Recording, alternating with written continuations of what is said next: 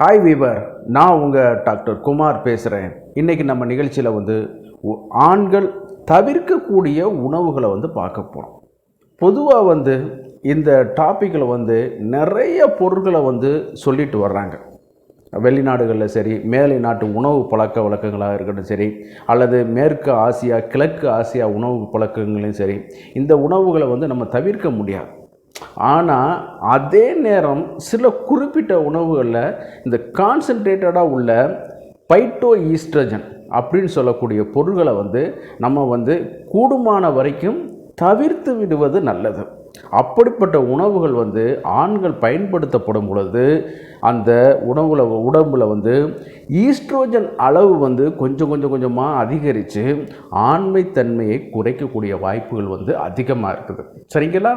இதனால் பின்னாளில் ஒரு 6 மாதம் 1 வருஷத்தில் நீங்கள் தொடர்ந்து அதுக்கான சைக்கிள்களை எடுத்துகிட்டு வரும் பொழுது நிறைய உங்களுடைய பாலியல் உணர்வுகளை சில மாற்றங்களை நீங்கள் பார்க்கலாம். சரிங்களா? அப்படிப்பட்ட உணவுகளை தான் இன்றைக்கி நம்ம வீடியோவில் பார்க்க போகிறோம்.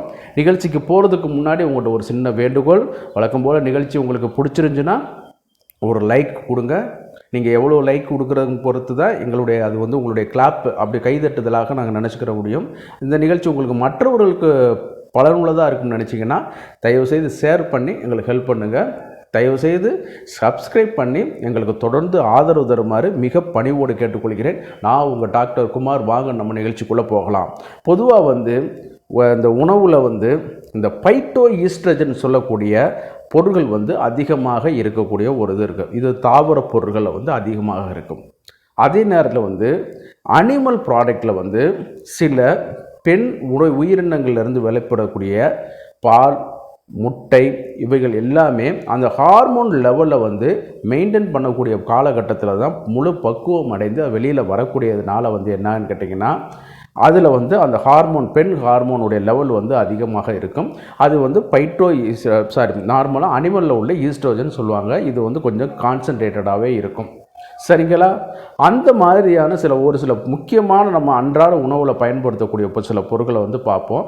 இந்த பார்க்குறதுக்கு முன்னாடி இது எப்படி தாத்பரியத்தை ஏற்படுத்துதுன்னு கேட்டிங்கன்னா, பொதுவாக இந்த மாதிரியான ஒரு ஈஸ்ட்ரோஜனுடைய வாடை இந்த மாதிரியான இதுகளை வரும் பொழுது நம்மளுக்கு ஆண் தன்மையை குறைக்கக்கூடிய வாய்ப்புகள் ரொம்ப ரொம்ப அதிகம்.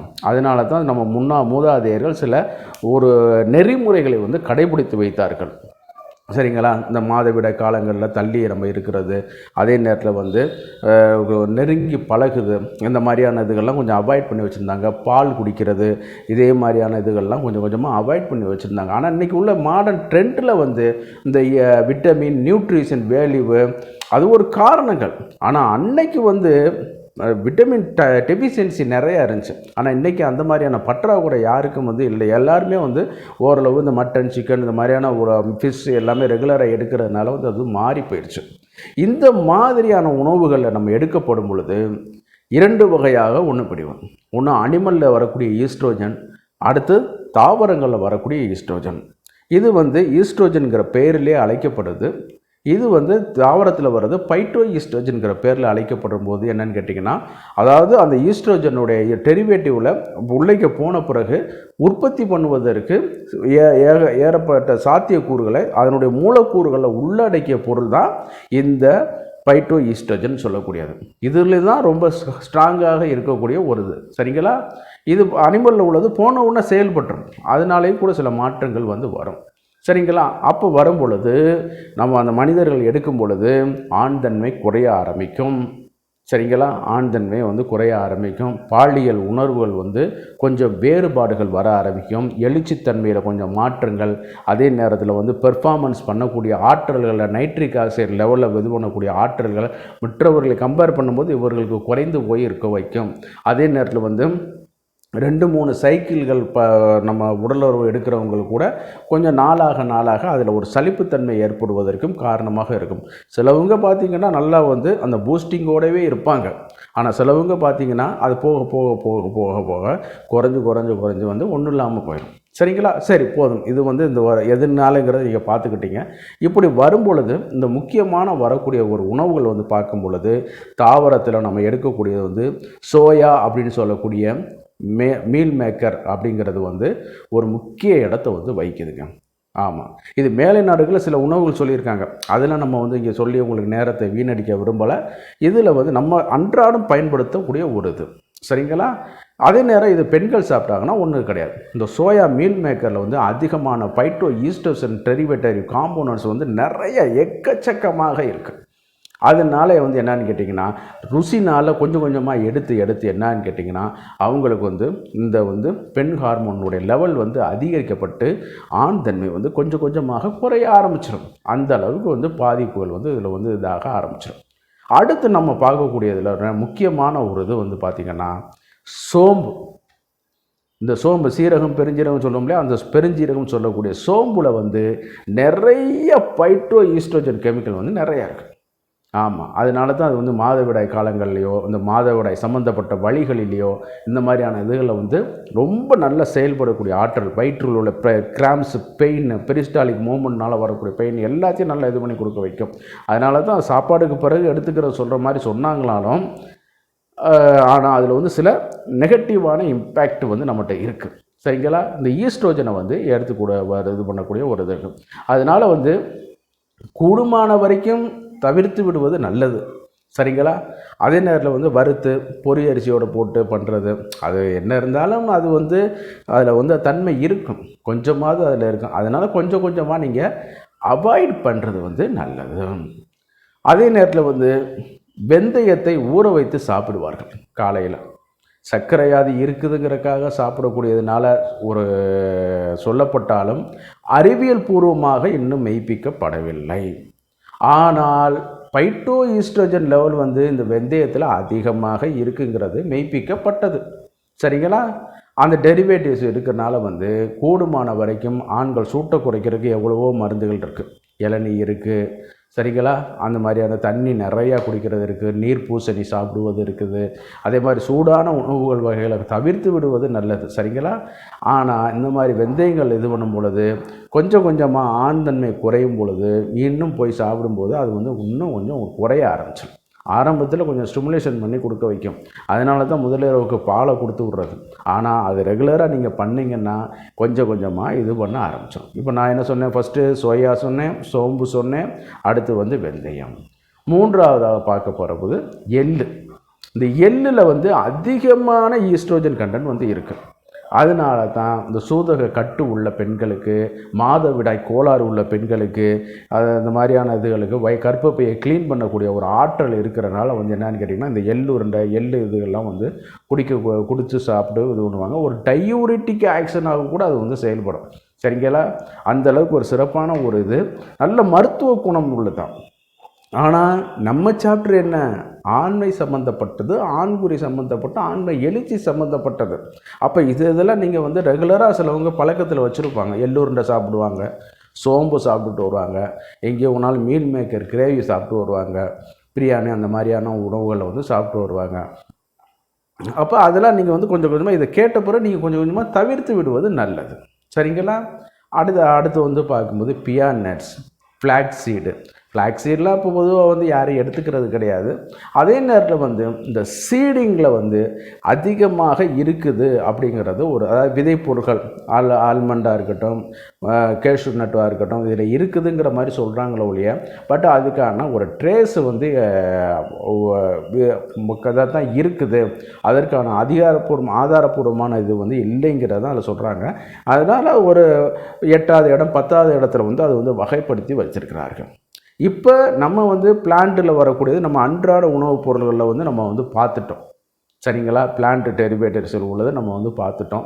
ஆமாம், சில நேரம் வந்து அனிமல் டெரிவேட்டரிஸில் நம்ம எடுக்கக்கூடிய அன்றாட இதுகளில் வந்து பார்க்கும் பொழுது பால் வந்து முக்கிய இடத்த வந்து வைக்குதுங்க. இந்த பால் வந்து என்ன பண்ணுதுன்னு கேட்டிங்கன்னா, அனிமல் ஆரிஜினில் இருக்கும் பொழுது இயற்கையாக கறக்கப்படக்கூடிய பால் மெத்தட் வந்து ஒன்று இருக்குது. அது வந்து வேறு ஒன்றும் கிடையாது. நம்ம வந்து பாலை வந்து நல்லா வந்து மாடை வந்து பாவிச்சு அதுக்கு இறைகள்லாம் கொடுக்கப்பட்டு நம்ம வந்து வளர்ந்து அதில் வந்து எடுக்கக்கூடிய ஒன்று. இன்னும் ஒன்று பார்த்திங்கன்னா, ஆக்சிடோசின்கிற ஒரு ஹார்மோன் இன்ஜெக்ஷனை செலுத்தி சரன்னு 20 லிட்டர் 10 லிட்டர் கறக்கிறதுல 20 லிட்டர் கறக்க வைக்கக்கூடிய சில டெக்னிக்கலை பயன்படுத்தி இது பண்ணும் பொழுது அந்த ஆக்சிடோசின் வந்து மார்பு அந்த பால் மூலமாக வெளியேறப்படும் பொழுது என்னன்னு கேட்டிங்கன்னா மனிதர்கள் அதை பருகும் பொழுது அவர்களுக்கு நிச்சயமாக பாதிப்பு ஏற்படுத்தும் என்று அறிவியல் பூர்வமாக கண்டறியப்பட்டது.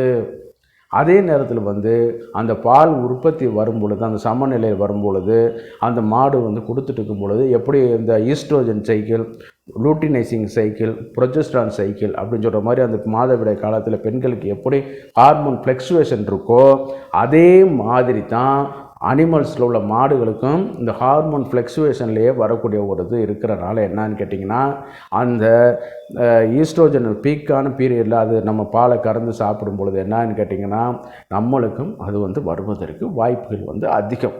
நம்ம தான் காய்ச்சி சாப்பிட்ருவோம்னு சொன்னாலும் அதிகமாக எடுத்துக்கொள்ளப்படும் பொழுது ஒரு நாளைக்கு வந்து என்ன பண்ணுவானா சிலவன் பார்த்திங்கன்னா டீயாக குடிச்சிட்டே இருக்கும். எனக்கு இது தாங்க சாப்பாடு, இது தாங்க உணவு அப்படின்னு ஒரு பெருமைங்கிற மாதிரி சொல்கிறான். அது தவறுங்க. அந்த மாதிரி இது பண்ணிங்கன்னா தயவு செய்து அதை நிப்பாட்டிருங்க. ஆமாம், டீ குடிக்கிறது வந்து ஒரு பெருமை கிடையாது. பசிக்கு காலையில் ஒரு டீயை சாப்பிட்டீங்கன்னா ஒரு வடையை சாப்பிட்டீங்கன்னா வேலை முடிஞ்சு.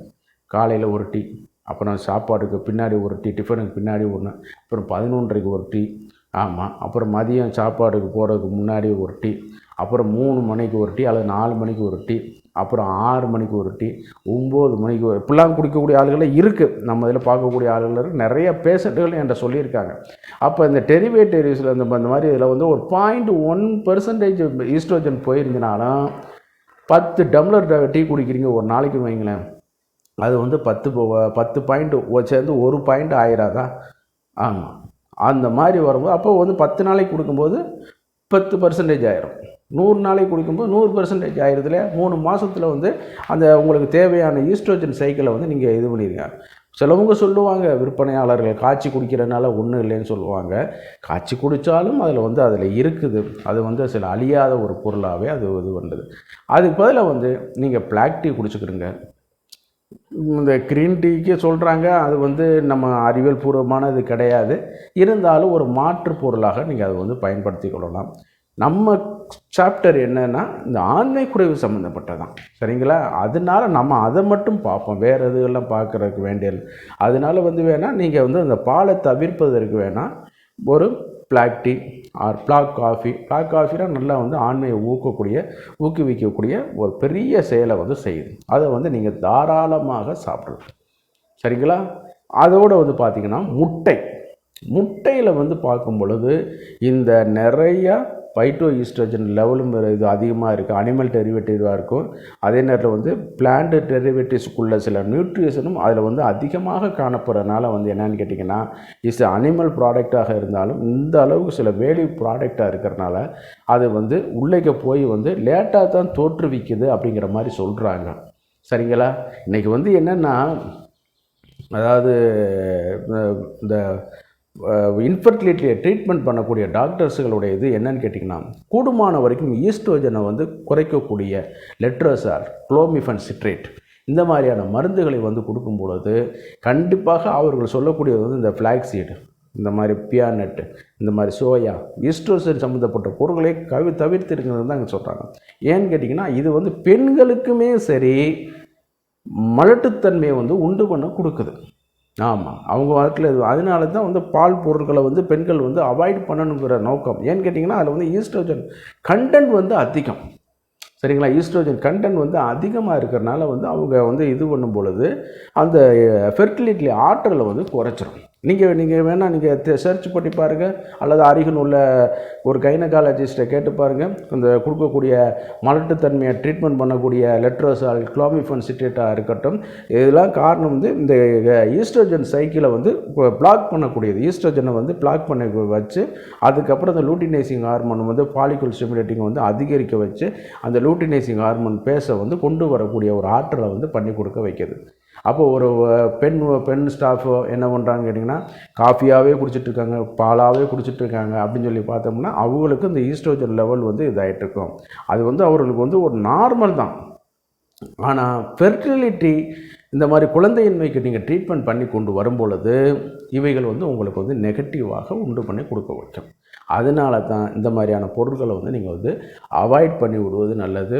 ஆண்கள் சுத்தமாக இது பக்கம் வந்து இது வரைக்கும் நீங்கள் எடுத்துகிட்டு இருந்தாலும் தயவுசெய்து இனி வரும் காலங்களில் வந்து அதிகமாக எடுப்பதை வந்து குறைத்து விடுங்கள். அப்பொழுது தான் உங்களுக்கு வந்து ஒரு சிறப்பாக இருக்க வைக்கும். இந்த நிகழ்ச்சி உங்களுக்கு பிடிச்சிருக்குன்னு கேட்டிங்கன்னா லைக் பண்ணுங்கள். அதே நேரம் மற்றவருக்கும் பயனுள்ளதாக இருக்குன்னு கேட்டிங்கன்னா ஷேர் பண்ணி எங்களுக்கு ஹெல்ப் பண்ணுங்கள். மறந்துடாமல் சப்ஸ்கிரைப் பண்ணி தொடர்ச்சியாக நிகழ்ச்சியை பார்க்குமாறு கேட்டுக்கொள்கிறேன். நான் உங்கள் டாக்டர் குமார். மீண்டும் ஒரு நிகழ்ச்சியில் சந்திப்போம். நன்றி, வணக்கம்.